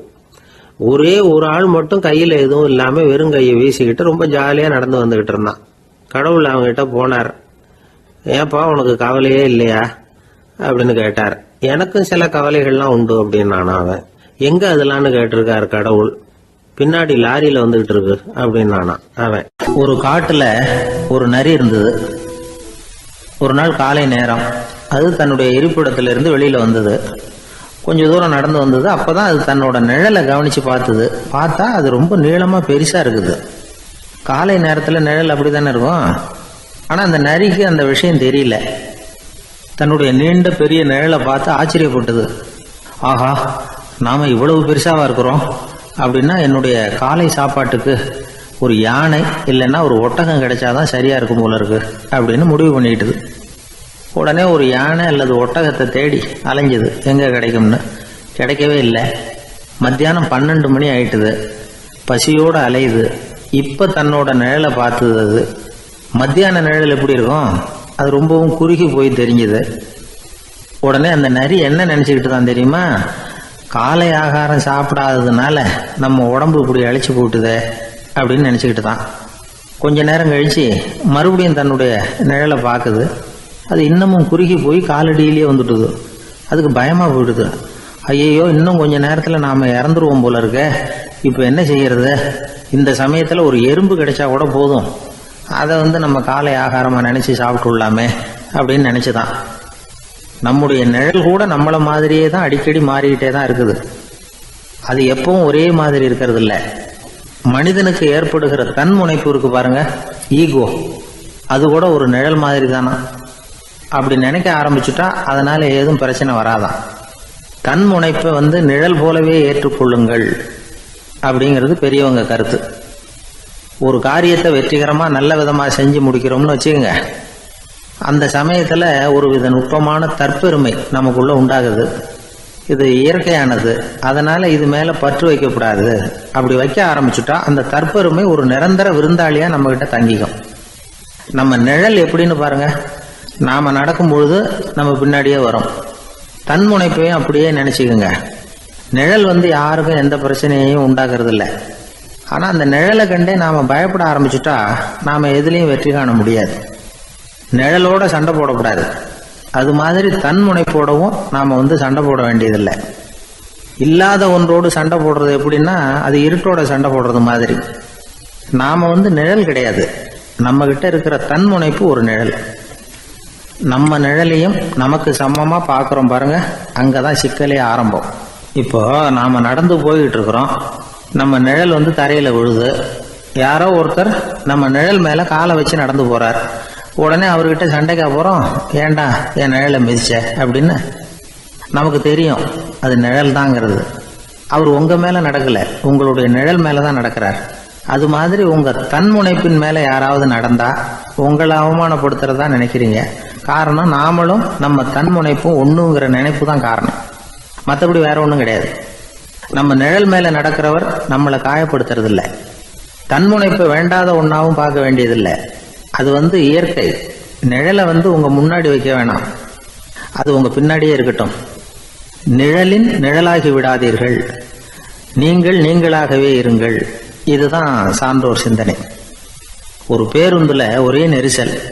ஒருத்தர் பக்கத்தில் நின்றுகிட்டு இருந்தவர்கிட்ட ரொம்ப பணிவாக விசாரிச்சார், ஏன் சார் நீங்கள் ஏதாவது பெரிய உத்தியோகத்தில் இருக்கிறீங்களா அப்படின்னார். அப்படிலாம் ஒன்றும் இல்லைங்கன்னார் அவர். அப்படின்னா வேற ஏதாவது அரசியலில் பெரிய பதவியில் இருக்கிறீங்களா அப்படின்னு கேட்டார். அதுவும் இல்லைங்கன்னார். சரி, பணமாவது அதிகமாக வச்சுருக்கீங்களா அப்படின்னு கேட்டார். அப்படிலாம் ஒன்றும் கிடையாது சார்னார் அவர். அப்புறம் எதுக்குடா என் காலை மிதிச்சுக்கிட்டு இருக்கிற, எடுறா காலை அப்படின்னாராம் இவர். ஒரு ஆள் இருந்தார். அவர் தன்னை ஒரு குருன்னு சொல்லிக்கிட்டார். மௌன குரு, வாயே திறக்கிறதில்ல. அவருக்கு 2 சீடர்கள் உண்டு. இவங்க தான் வர்றவங்க கிட்ட பேசுவாங்க, விளக்கம் கொடுப்பாங்க. ஒரு நாள் இந்த சீடர்கள் 2 பேரும் எங்கேயோ வெளியில் போயிட்டாங்க. அந்த நேரம் பார்த்து ஒருத்தர் அங்கே வந்தார். குருக்கிட்ட போனார். குருவே, புத்தர்னா என்னன்னு கேட்டார். குருவுக்கு ஒன்றும் புரியல. அவர் உண்மையான குருவாக இருந்தாவில் புரியும். அவர் திருன்னு முழிக்க ஆரம்பிச்சிட்டார். இந்த நேரம் பார்த்து இந்த சீடர்கள் எங்கேயோ போயிட்டாங்களே, என்ன பண்ணுறது, உதவிக்கு யாராவது கிடைக்க மாட்டாங்களா அப்படின்னு அப்படியே சுற்றி பார்க்குறார். அங்கங்கே பார்க்குறார். வந்தவர் இதை கவனித்தார். ஏதோ புரிஞ்சுக்கிட்ட ஒரு மாதிரி அடுத்த கேள்வி கேட்டார். தர்மம்னா என்ன சுவாமின்னார். குருவுக்கு ரொம்ப சங்கடமாக போச்சு. நம்ம நிலைமை இப்படி ஆகிட்டுதே, இக்கட்டில் மாட்டிக்கிட்டோமே அப்படின்னு நினச்சபடியே விட்டத்தை பார்த்தார். அப்புறம் குனிஞ்சு தரையை பார்த்தார். அப்படியே உட்காந்துக்கிட்டார். வந்தவர் உடனே அடுத்த கேள்விக்கு போயிட்டார். தியானம்னா என்ன சுவாமின்னார். பாவம் என்ன பண்ணுவார் அந்த குரு, பேசாமல் கண்ணை கெட்டியாக மூடிக்கிட்டார். இது ஏதுடா வம்பா போச்சுன்னு. இவர் இப்படி பண்ணால் கூட வந்தவர் சளைக்கல. இன்னொரு கேள்வியும் கேட்டார். ஆசீர்வாதம்னா என்ன அப்படின்னார். இவர் பார்த்தார். இப்படியே போனால் இவர் கேள்வி கேட்குறத நிறுத்த மாட்டார் அப்படின்னு நினச்சிக்கிட்டு எனக்கு ஒன்றுமே தெரியாதுங்கிற பாவனையில் 2 கையையும் விரித்து காட்டினார். வந்தவர் முகத்தில் மகிழ்ச்சி, மன நிறைவு. ஏதோ எல்லாம் புரிஞ்சுக்கிட்ட ஒரு மாதிரி அங்கேருந்து புறப்பட்டு போனார். வழியில் அந்த குருவோட சீடர்கள் 2 பேரையும் சந்தித்தார். உங்கள் குருவை தான் பார்த்துட்டு வரேன்னார் இவர். என்ன நடந்ததுன்னு கேட்டாங்க. இவர் விவரமாக சொல்கிறார். உங்கள் குரு எவ்வளவு பெரிய ஞானி தெரியுமா? புத்தர்னா என்னன்னு கேட்டேன். அதுக்கு அவர் அப்படியும் இப்படியும் பார்த்தார். அதுக்கு என்ன அர்த்தம் தெரியுமா? மக்கள் புத்தரை அங்கேயும் இங்கேயும் தேடுறாங்க. உண்மையில் அவர் அங்கேயும் இங்கேயும் தேடி கண்டுபிடிக்க முடியாது. அப்படிங்கிறத அவர் செய்கை மூலம் உணர்த்தினார். அதுக்கப்புறம் தர்மம்னா என்னன்னு கேட்டேன். அவர் மேலேயும் கீழையும் பார்த்து தர்மம் சமமானது, அதில் உயர்வு தாழ்வு இல்லைங்கிறத உணர்த்தினார். அதுக்கப்புறம் தியானம்னா என்னன்னு கேட்டேன். கண்ணை மூடிக்கிட்டார். கண்ணை மூடி காணுகிற அற்புதம் அது அப்படிங்கிறத புரிஞ்சுக்கிட்டேன். கடைசியாக ஆசீர்வதிக்கப்படுறது பற்றி கேட்டேன். கைகளை நீட்டி உதவுறது தான் அது அப்படிங்கிறத தன்னுடைய இருகை விரித்து உணர்த்தினார். எவ்வளோ பெரிய மகான் அவர் அப்படின்னு சொல்லிவிட்டு அவர் பாட்டு போயிட்டார். சீடர்கள் அதுக்கப்புறம் மெதுவாக குருக்கிட்ட வந்து சேர்ந்தாங்க. அவங்கள பார்த்ததும் குருவுக்கு கோபம் வந்துட்டுது. அடே பாவிகளா, எங்கடா போய் தொலைஞ்சிங்க, நான் ஒரு ஆளுகிட்ட மாட்டிக்கிட்டு என்ன பாடுபட்டிருக்கேன் தெரியுமான்னார். இது மாதிரி தான் நாம் சாதாரண மனிதர்களின் புற வேடங்களிலேயே மயங்கி போயிடுறோம். அவங்க பேச்சு, செய்கை, பார்வை இதிலெல்லாம் ஏதோ பெரிய தத்துவம் இருக்கிறதாக நினச்சிக்கிறோம். உண்மையிலேயே அந்த தத்துவங்கள் யாருக்கு சொந்தம்? அவங்களுக்கு இல்லை, நமக்கு தான் சொந்தம். நாம் தானே அதை கற்பிச்சுக்கிட்டோம். நம்மை நாம் அடையாளம் கண்டுக்கிறது இல்லை, நாம் யாருங்கிறது நமக்கு புரியறதில்ல. அதுதான் இன்றைக்கி நடக்கிறது. அதனால தான் அடுத்தவங்களை தேடி ஓடிக்கிட்டு இருக்கிறோம். சில வீடுகளில் கூட இது மாதிரி சைகைகள் உண்டு. சில குடும்ப தலைவர்கள் தினமும் காலையில் கண்ணை கெட்டியாக மூடிக்கிட்டு கை ரெண்டையும் சுத்தமாக விரித்து வச்சுக்கிட்டே உட்காந்து தியானம் பண்ணுறது வழக்கம். எதுக்காக அப்படி பண்ணுறீங்கன்னு ஒருத்தரை பார்த்து கேட்டேன். இந்த மாதம் வாங்கின சம்பளம் பூரா தீர்ந்து போச்சு, இனிமேல் என் கையில் சுத்தமாக ஒன்றும் இல்லை, புதுசாக எதுவும் செலவு வச்சுடாதே அப்படிங்கிறத அப்படி உள்ளங்கை ரெண்டையும் விரித்து காட்டி அவங்களுக்கு உணர்த்துறேன் அப்படின்னார். எனக்கு வாழ்க்கையில் ஒரே ஒரு ஆசை தான் சார் அப்படின்னார் ஒருத்தர். அது என்னன்னு கேட்டேன். ஆசைகளை ஒழிச்சுடணுங்கிறது தான் என்னோட ஆசை அப்படின்னார். இப்படி ஆசைகளை ஒழிக்க வேண்டும் அப்படிங்கிறதையே ஒரு ஆசையாக கொள்வது அபத்தம் அப்படிங்கிறார் ஒரு பெரியவர். இது மாதிரி ஆசைகளை ஒழிக்க ஆசைப்பட்டால் அந்த நோக்கம் நிறைவேறாதான். அந்த முயற்சியால் புதுசாக சில துன்பங்கள் தான் சேருமா. அதில் புதுசாக ஒரு ஆசை தலை தூக்கும் அப்படிங்கிறார் அவர். ஆசைகளை தானாக விழ வச்சுடலாம். அதுக்கு வழி என்ன தெரியுமா? எந்த ஒரு ஆசையையுமே பூரணமாக நிறைவேற்றி கொள்ள முடியாதுங்கிறத உணரணும். அதை உணர்ந்தால் ஆசைகள் தானாக விழுந்துடும். அதை விட்டுட்டு ஆசைகளை விட்டுடணுங்கிறதையே ஒரு ஆசையாக வச்சுக்கிட்டு அதுக்காக கடுமையாக முயற்சிகளையும் செஞ்சுக்கிட்டு நான் ஆசைகளை விட்டுட்டு ஞானோதயம் அடையிறதுக்கு கடுமையாக முயற்சி பண்ணிகிட்டு இருக்கிறேன் சார் அப்படின்னு சொல்லிக்கிட்டு இருந்தால் எந்த காலத்துலேயும் ஞானோதயம் வரப்போகிறதில்ல. அதுக்கு பதிலாக துன்பந்தான் சேரும் அப்படிங்கிறது அவரோட கருத்து. எந்த ஒரு ஆசையையும் பூரணமாக நிறைவேற்றி கொள்ள முடியாது அப்படிங்கிறத உணரணும். ஒரு ராஜா, அவர் மனசில் அமைதி இல்லை, எப்பவும் கஷ்டப்பட்டுக்கிட்டே இருந்தார். இந்த துன்பத்தை போக்குறதுக்கு பல வழிகளில் என்னென்னமோ முயற்சியெல்லாம் பண்ணி பார்த்தார், ஒன்றும் சரியாக வரல. கடைசியாக ஒரு காரியம் பண்ணார். அதாவது ஒரு வேதாந்தியை தேடிட்டு போனார். அவரை பார்த்து கேட்டார், ஐயா, என்னுடைய துன்பங்கள்லேருந்து நான் விடுபடணும், அதுக்கு சுலபமாக ஏதாவது ஒரு வழி இருந்தால் சொல்லுங்களேன் அப்படின்னு கேட்டுக்கிட்டார். அதுக்கு அந்த வேதாந்தி சொன்னார், அதுக்கு ஒரு வழி சொல்கிறேன், அது மாதிரி செய். அதாவது உன்னுடைய ராஜ்யத்துக்குள்ள போதுங்கிற மனசோட வாழுற ஒருத்தனை கண்டுபிடிக்கணும். அப்படி கண்டுபிடிச்சி அவனுடைய சட்டையை வாங்கி நீ போட்டுக்கணும். அப்படி போட்டுக்கிட்டா உன்னுடைய துன்பம் தீர்ந்துரும் அப்படின்னார். உடனே ராஜாவுக்கு ரொம்ப மகிழ்ச்சி. அரண்மனையில் இருந்த அத்தனை பேரையும் ஆளுக்கு ஒரு பக்கமாக அனுப்புனார், தேட சொன்னார். போதுங்கிற மனசுடைய ஒருத்தனை கண்டுபிடிச்சி கொண்டுகிட்டு வாங்க அப்படின்னார். எங்கெங்கேயோ தேடி கடைசியாக ஒரு ஆளை கண்டுபிடிச்சாங்க. அவன் போதுங்கிற மனசோடு இருக்கிறவன் தான். ஆனால் அவன்கிட்ட சட்டை எதுவும் இல்லை. இடையில கட்டியிருக்கிற துண்டே போதுங்கிற மனசோடு அவன் வாழ்ந்துக்கிட்டு இருக்கிறான். சட்டை இருந்தாவில் ராஜா வாங்கி மாட்டிக்க முடியும். அந்த வேதாந்தி ஏன் அப்படி சொன்னாருங்கிறதுக்கான அர்த்தம் இப்போ தான் ராஜாவுக்கு புரிஞ்சுதான். இது வரைக்கும் சொன்னதெல்லாம் ஞான மார்க்கத்தை தேடிக்கிறவனுக்கான உள்ள தகவல். இப்போ இன்னைக்கு இளைஞர்கள் இதை கேட்டுவிட்டு நமக்கு ஆசையே வேணாம் அப்படின்னு முடிவு பண்ணிவிட்டா வாழ்க்கையில் முன்னேறவே முடியாது. நம்முடைய முயற்சிக்கு ஆசை தான் தூண்டுகோல். அதனால் இந்த ஆசையையும் அந்த ஆசையையும் போட்டு குழப்பிக்கக்கூடாது. ஆனால் ஒன்று, பேராசை நமக்கு தேவையில்லை. நாம் படுற ஆசையிலேயும் ஒரு நியாயம் இருக்கணும். ஏன்னா நம்மளில் சில பேர் நீங்கள் தான் சார் சொன்னீங்க, அதனால தான் ஆசைப்பட்டேன், அரை தான் கிடச்சிது மிச்சம் அப்படிம்பாங்க கன்னத்தை தடவிக்கிட்டே. அதனால் இப்போல்லாம் எந்த தகவலை சொன்னாலும் ரொம்ப எச்சரிக்கையாக இருக்க வேண்டியிருக்குது. ஒரு ஆள் ஒரு கடை வச்சு வியாபாரம் பண்ணிகிட்டு இருந்தான். அவனுக்கு ரொம்ப பேராசை, நிறைய பணம் சேர்க்கணும்னு. திடீர்னு ஒரு நாள் அவனுக்கு உடம்பு ரொம்ப சுகம் இல்லாமல் போயிட்டுது. இனிமேல் பிழைக்கிறது கஷ்டங்கிற நிலைமை. மரணப்படுகையில் இருக்கிறான். சொந்தக்காரங்கள்லாம் சுற்றி உட்காந்துருக்குறாங்க. இவன் மெதுவாக கண்ணை திறந்து பார்க்குறான். என் வீட்டுக்காரி எங்கேன்னா, இதோ இருக்கேன் அப்படின்னாங்க அந்த அம்மா. பசங்கள்லாம் எங்கேங்கிறான், இதோ பக்கத்தில் தான் நின்றுக்கிட்டு இருக்கிறோங்கிறாங்க. பொண்ணுங்க எங்கேங்கிறான், எல்லாம் இங்கே தான் இருக்கிறோம் அப்படிங்கிறாங்க. எல்லாம் இங்கே தான் பக்கத்தில் தான் இருக்கோம், நீங்கள் கவலைப்படாதீங்கன்னு சொல்கிறாங்க எல்லாம். அவன் மெதுவாக கஷ்டப்பட்டு வாயை திறந்து, அட பாவிங்களா, எல்லாரும் இங்கே இருந்தால் அங்கே கடையை யார் கவனிக்கிறது அப்படின்னானா. ராமகிருஷ்ணர் வாழ்ந்த காலத்தில் நடந்த ஒரு நிகழ்ச்சி இது. அப்போது ஒரு ஓவியர் இருந்தாராம். அவருக்கு ஒரு ஆசை, ராமகிருஷ்ணர் படத்தை வரையணும், அதை அவர்கிட்டயே கொண்டுட்டு போய் காட்டி அபிப்பிராயம் கேட்கணும். இதுதான் அந்த ஓவியரின் ஆசை. உடனே ராமகிருஷ்ணர் படத்தை வரைஞ்சி முடித்தார். அதை எடுத்துக்கிட்டு போனார். இவர் போன சமயம் அங்கே ராமகிருஷ்ணர் சீடர்களோடு உட்காந்துருக்கிறார். விவேகானந்தர் அங்கே இருக்கிறார். இந்த ஓவியர் கொண்டுகிட்டு போய் தான் வரைந்த ஓவியத்தை அவர்கிட்ட காட்டினார். ராமகிருஷ்ண பரமஹம்சரின் ஓவியத்தை ராமகிருஷ்ணர்கிட்டயே காட்டுறார். ராமகிருஷ்ணர் என்ன பண்ணார் தெரியுமா? அந்த படத்தை பார்த்தார். உடனே அது காலை தொட்டார். குருதேவருடைய இந்த செயல் சீடர்களுக்கு ரொம்ப வியப்பை உண்டு பண்ணிச்சு. சில பேர் மனசுக்குள்ளேயே ரொம்ப குழம்பி போக ஆரம்பிச்சிட்டாங்க, என்ன இப்படி பண்ணுறாருன்னு. என்ன இது அவரோட படம், அவரே அவரோட படத்தின் காலை தொடுறார் அப்படின்னு யோசிச்சாங்க. சில பேர் ஒன்றும் புரியாமல் ஒருத்தர் பார்த்து சிரிச்சுக்கிட்டாங்க. அந்த இடத்துல சீடர்கள் மட்டும் இல்லை, சீடர் அல்லாத பல பேர் இருந்தாங்க. தன்னுடைய காலை தானே தொடர இவருடைய செயல் பற்றி என்ன நினைக்கிறது அப்படின்னு அவங்களும் குழம்பி போய் நிற்கிறாங்க. அந்த படத்தை வரைஞ்சி அவர்கிட்ட காட்டின அந்த ஓவியருக்கும் அதிர்ச்சி. இருந்தாலும் அவர் சீடர் கிடையாது. அதனால் கொஞ்சம் துணிச்சலை வர வச்சுக்கிட்டு கேட்டார், என்னங்க இது, என்னால் என்னுடைய கண்களையே நம்ப முடியல. இது உங்கள் சொந்த உருவப்படம், நீங்கள் உங்கள் சொந்த கால்களையே தொடுறீங்க, இது எங்களுக்கு கொஞ்சம் சங்கடமாக இருக்குதே அப்படின்னார். ராமகிருஷ்ணரின் கண்களில் ஆனந்த கண்ணீர் வழிஞ்சுதான். அவர் சொன்னாராம், இது என்னோட படம்ங்கிறது எனக்கு தெரியும், ஆனால் இது என்னோட படம்ங்கிறதுனால நான் இதோட காலை தொடலை.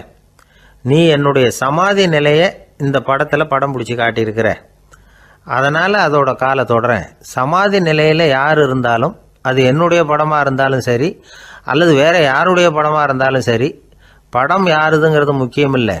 இதில் எது முக்கியம்னா அது தன்னை உணர்ந்த ஒரு உணர்நிலையின் படம். அப்படி இருக்கிறப்போ அதோட காலை நான் தொடணும். அதுக்கு நீங்கள் எல்லாரும் ஏன் சங்கடப்படுறீங்கன்னு எனக்கு தெரியல அப்படின்னாராம். இப்போ தான் அங்கே இருந்து சீடர்களுக்கும் மற்றவங்களுக்கும் விவரம் புரிஞ்சுதான். இதுக்கு முன்னாடி யாரும் செய்யாததை இவர் செஞ்சிருக்கிறார், ஆனால் அவருடைய காரணம் ரொம்ப நியாயமானது அப்படிங்கிறத உணர்ந்தாங்களாம். இதுவரைக்கும் ஆன்மீகத்தில் சமாதி நிலை, அதாவது தன்னை உணர்ந்த நிலை பற்றி புரிஞ்சுக்கிட்டோம். இல்லறத்தில் ஏற்படக்கூடிய சமாதி நிலை பற்றி உங்களுக்கு தெரியுமா? ஒரு அம்மா டாக்டர்கிட்ட வந்து சொன்னாங்களாம், டாக்டர், என் வீட்டுக்காரருக்கு உடம்புல ஏதோ கோளாறுன்னு நினைக்கிறேன், நான் எவ்வளவு நேரம் பேசினாலும் காதில் விழாத மாதிரி உட்காந்துருக்கிறார் அப்படின்னு ஆகலாம்.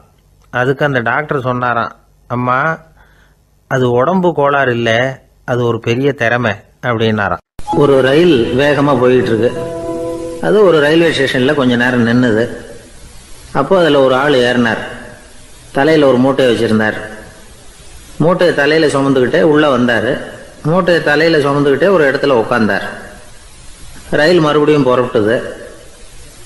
இவர் தன் தலையில் இருந்த மூட்டையை கீழே இறக்கி வைக்கணும்ல, வைக்கல, சுமந்துக்கிட்டே வர்றார். எதிரில் உட்காந்துருந்தவர் கேட்டார், ஏங்க ஏன் இப்படியே உட்காந்துருக்குறீங்க, தலையில் மூட்டையை வச்சுக்கிட்டு, மூட்டையை கீழே இறக்கி வைக்கலாமே அப்படின்னார். வேணாங்க, பாவம், தலையில் இருக்கிற மூட்டையை இறக்கி ரயிலில் வச்சா ரயிலுக்கு பாரம் அதிகமாக இருக்கும் அப்படின்னார் அவர். இப்படி ஒரு ஆளை பார்த்தா நமக்கு சிரிப்பு தான் வரும். ஏன்னா ரயிலுங்கிறது அந்த மூட்டையையும் சேர்த்து சுமந்துக்கிட்டு தான் போகுது. அவன் அந்த மூட்டையை தலையில் வச்சுருந்தாலும் ஒன்று தான், தரையில் வச்சுருந்தாலும் ஒன்று தான். அதனால் ரயிலுக்கு எந்த மாற்றமும் ஏற்பட போகிறதில்ல. அதே மாதிரி தான் நம்ம மனமும். இதுவும் ஒரு தேவையில்லாத சுமை, அனாவசியமாக சுமந்துக்கிட்டு இருக்கிறோம். இதை கீழே இறக்கி வச்சுட்டா வாழ்க்கை பிரயாணம் சுகமாக இருக்கும். ரயில் பிரயாணம் பண்ணுற அந்த ஆள் மூட்டையை சுமக்கிறான், வாழ்க்கை பிரயாணம் பண்ணுற நாம மனசை சுமக்கிறோம். இது ரெண்டுக்கும் எந்த வித்தியாசமும் இல்லை. மனசை கீழே இறக்கி வச்சுட்டா பாரம் இல்லாமல் வாழலாம், பறவைகள் மாதிரி பறக்கலாம், குழந்தைகள் மாதிரி கள்ளங்கபடம் இல்லாமல் வாழலாம். இந்த வெளி உலகத்தில் நாம் நிலை பெற்று இருக்கணும், வேரூன்றி இருக்கணும். அதே சமயம் நம்முடைய உள்வெளியில் ஆன்மீக வாழ்க்கையில் பாரம் இல்லாமல் இருக்கணும். அப்போ பறக்கணும், நதியை போல் ஓடணும், மிதக்கணும், பயணம் சுகமாக இருக்கும், களைப்பு தெரியாது, கவலை தெரியாது. ஒரு சீடன் போதி தர்மரை நாடி வந்தான். குருவே, நீங்கள் என்ன வெறுமையாக இருக்க சொன்னீங்க, நான் இப்போ மறுபடியும் வெறுமையானவன் ஆகிட்டேன், அதனால் இப்போ என்ன செய்ய சொல்கிறீங்க என்ன அப்படின்னு சொல்லி நின்னான். உடனே அந்த குரு பக்கத்தில் இருந்த ஒரு குச்சியை எடுத்து அவன் தலையில் அடித்து, போய் அந்த வெற்றுத்தன்மையையும் வீசி எறிந்து விட்டு வா அப்படின்னார். நான் இப்போ காலியாக இருக்கிறேன்னு ஒருத்தன் சொல்கிறான்னு வச்சுக்கோங்க, அது உண்மை இல்லை. ஏன்னா இன்னமும் அதில் நான்கிற எண்ணம் இருக்குது. எந்த சிந்தனையும் இல்லாமல் இருக்கிறது கடினம்தான். ஆனாலும் மனிதன் அதில் உள்ள நுட்பத்தை புரிஞ்சுக்கிட்டான்னா இவ்வளவு தூரம் தூக்கி சுமந்துக்கிட்டு வந்த அந்த மனதின் முட்டாள்தனத்தை அவனே பார்த்துட்டு சிரிப்பான். இதுதான் பெரியவங்க சொல்லியிருக்கிற ஆலோசனை. நம்மால் ஒருத்தன் தலையில் ஒரு பெரிய மூங்கில் கூடையோட ரயிலில் உட்காந்தான். கூடை தலையில் இருந்தது, கீழே இறக்கி வைக்கல. எதிரில் இருந்தவர் கேட்டார், ஏங்க எதுக்காக அதை அனாவசியமாக சுமந்துக்கிட்டே இருக்கீங்க, கீழே இறக்கி வைங்களேன்னார். இல்லைங்க, நான் வீட்டை விட்டு புறப்படும் பொழுதே என் பையன் சொல்லிவிட்டான் கூடையை தலையை விட்டு இறக்கக்கூடாதுன்னு அப்படின்னார். அவன் சின்ன பையன், விவரம் இல்லாமல் சொல்லியிருப்பான். இப்போ என்ன நேரில் வந்தால் பார்த்துக்கிட்டு இருக்கிறான், நீங்கள் இறக்கி வைங்கன்னார் அவர். அவன் நேரில் பார்த்துக்கிட்டு இல்லை, இருந்தாலும் நான் இந்த கூடையை கீழே இறக்கி வச்சா அது அவனுக்கு தெரிஞ்சிடும் அப்படின்னாரு இவர். அது எப்படின்னார் அவர். அவன் தனக்கு டிக்கெட் வாங்க வேணாம்னு சொல்லி இப்போ இந்த கூடைக்குள்ளே தான் உட்காந்துருக்கிறான் அப்படின்னார் இவர். ஒரு பெரிய நினைவு மண்டபம், அதுக்கு முன்னாடி ஒரு அப்பாவும் பிள்ளையும் நின்றுக்கிட்டு இருக்கிறாங்க. அந்த வழியாக போகிறவங்க வர்றவங்கெல்லாம் அந்த இடத்துல நின்று அது என்ன மண்டபம் அப்படின்னு விசாரிக்க ஆரம்பித்தாங்க. அந்த அப்பாவும் பிள்ளையும் தான் வர்றவங்களுக்கெல்லாம் விவரம் சொல்லிகிட்டு இருக்கிறாங்க. அதாவது இந்த இடத்துல ஒரு பெரிய மகான் சமாதி ஆயிருக்கார், அவர் சமாதியான இடத்துல இந்த நினைவு மண்டபத்தை கட்டியிருக்கிறோம் அப்படின்னாங்க. ஊர் பூரா இந்த செய்தி பரவிச்சு. நிறைய பேர் அந்த இடத்த தேடி வர ஆரம்பித்தாங்க. இங்கே கொஞ்சம் நேரம் உட்காந்துட்டு போனால் மனசுக்கு ஒரு நிம்மதி கிடைக்கிது அப்படின்னாங்க. அங்கே இருந்த உண்டியலில் நிறைய காசு போட்டுட்டு போகிறாங்க. பணம் கிடுகிடுன்னு நிறைய சேர ஆரம்பிச்சுட்டுது. பணம் நிறைய சேர்ந்த உடனே அந்த அப்பாவுக்கும் பிள்ளைக்கும் தகராறு வந்துட்டுது. பணம் சேர்ந்தாலே சொத்து தகராறு வரத்தானே செய்யும், அது மாதிரி வந்துட்டுது. பையன் அடிக்கடி நிறைய பணம் கேட்க ஆரம்பித்தான். அப்பா பார்த்தார், யோசனை பண்ணார், ஒரு முடிவுக்கு வந்தார். ஒரு நாள் பையனை கூப்பிட்டார், இதை பாருப்பா, நமக்குள்ள தகராறு வேணாம். அப்பாவும் பிள்ளையும் இப்படி சண்டை போட்டுக்கிட்டா பார்க்குறவங்க தப்பாக நினைப்பாங்க. அதனால் நமக்குள்ளே சமரசமாக இதை தீர்த்துக்குவோம், என்ன சொல்கிற அப்படின்னார் அப்பா. சரி நான் பையன்.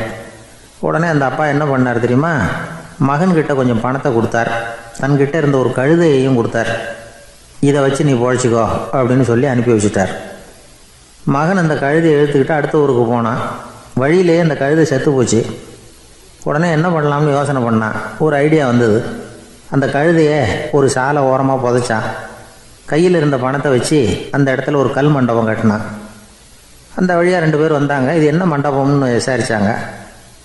இந்த இடத்துல ஒரு பெரிய மகான் சமாதி ஆயிருக்கிறார் அப்படின்னா.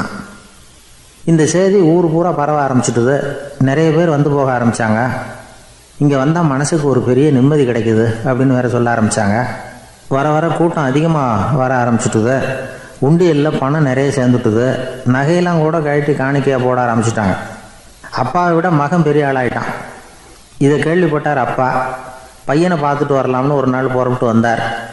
பையன் ஓஹோன்னு இருக்கிறான். பங்களா, காரு எல்லாம் வந்துட்டுது. எப்படிடா இந்த அளவுக்கு ஆனே அப்படின்னு விசாரித்தார். அப்பா, எல்லாம் உங்கள் ஆசீர்வாதம் தான். நீங்கள் கொடுத்த மூலதனத்தை வச்சு தான் இவ்வளவும் சம்பாதிச்சேன் அப்படின்னு நான் பையன். அது எப்படிறான்னு விசாரித்தார். அப்பா, நீங்கள் ஒரு கழுதை குட்டியும் கொஞ்சம் பணமும் என்கிட்ட கொடுத்து அனுப்பி வச்சிங்க. அதை எடுத்துக்கிட்டு வந்தேன். வர்ற வழியில் அந்த கழுதை செத்து போச்சு. உடனே யோசனை பண்ணேன், அந்த கழுதையை இந்த இடத்துல புதைச்சேன். கையில் இருந்த பணத்தை வச்சு மண்டபம் கட்டினேன். மகான் ஒருத்தர் சமாதி ஆயிருக்கார் அப்படின்னு வதந்தியை கிளப்பி விட்டேன். ஜனங்கள்லாம் ஏமாந்து போய் காசை கொண்டாந்து போட ஆரம்பிச்சிட்டாங்க. நான் பொழைச்சிக்கிட்டு இருக்கிறேன் அப்படின்னா. இப்போதான்டா நீ என் புள்ள அப்படின்னு சொல்லி சந்தோஷப்பட்டாரான் அந்த அப்பா. ஏன் அப்படி சொல்கிறீங்கன்னு கேட்டிருக்கான் பையன். கழுதை குட்டியை புதைச்சி மண்டபம் கட்டியிருக்கிற நீ, ஏற்கனவே நம்ம ஊரில் நாம் கட்டியிருக்கிறோமே மண்டபம், அது இந்த கழுதையோட அம்மாவை புதைச்ச இடம். மகான் சமாதி ஆயிருக்காருன்னு நானும் சும்மா கப்ஸாக தான் விட்டுக்கிட்டு இருக்கேன் அப்படின்னாரான் அப்பா. முட்டாள் ஜனங்களை நினச்சி அந்த 2 பேரும் சத்தம் போட்டு சிரிச்சாங்களாம். மனுஷனை மனுஷன் ஏமாத்துறது ரொம்ப சுலபம். என் கூட படித்த ஒருத்தன் திடீர்னு ஒரு நாள் எல்லாருக்கும் அருள் வாக்கு சொல்ல ஆரம்பிச்சிட்டான். அவன் ஒரு ஆஃபீஸ்லேயும் வேலை பார்க்குறான். ஆஃபீஸில் உள்ளவங்கள்லாம் அவங்ககிட்ட வந்து அருள் வாக்கு கேட்குறது வழக்கம். ஒரு நாள் நான் அவன் முன்னாடி போய் உட்காந்து பேசிக்கிட்டு இருந்தேன். அப்போ அதே ஆஃபீஸில் வேலை பார்க்குற ஒருத்தர் அவங்ககிட்ட வந்து, சுவாமி, என் மேஜையில் வச்சுருந்த பேனா திடீர்னு காணாமல் போட்டுது, அது திரும்ப கிடைக்குமா எனக்கு அப்படின்னு கேட்டார். இவன் கண்ணை உருட்டி பார்த்துட்டு, அது உனக்கு கிடைக்காது, புதுசாக வேற ஒன்று வாங்கிக்கப்போ அப்படின்னா. சரின்னு அவர் போயிட்டார். அவர் போனதுக்கப்புறம் நான் மெதுவாக இவனை பார்த்து, அது எப்படிறாது, அது உனக்கு கிடைக்காதுன்னு